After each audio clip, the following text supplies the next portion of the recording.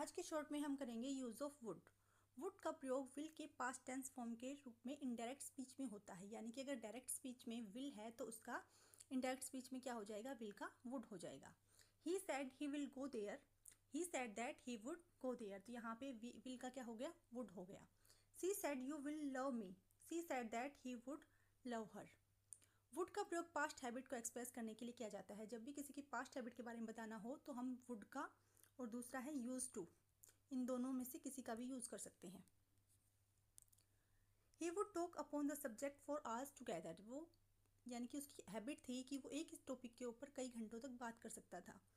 C would sit for hours in her garden and नीट, Gandhi ji would spin every morning, he would go for a walk every morning, after lunch he would have a short nap.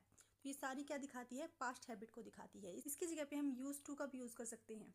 Use to और would में difference क्या है, past habit को बताने के लिए use to और वुड दोनों का यूज कर सकते हैं, पर एक ही सेंटेंस में अगर ये बताया गया है कि वो पास्ट की हैबिट अब चेंज हो चुकी है तो सिर्फ यूज टू का यूज करेंगे।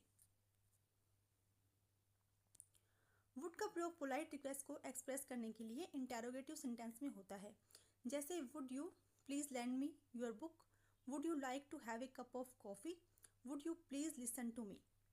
वुड का प्रयोग प्रोबेबिलिटी को एक्सप्रेस करने के लिए भी किया जाता है, he would be her husband, he would be a farmer.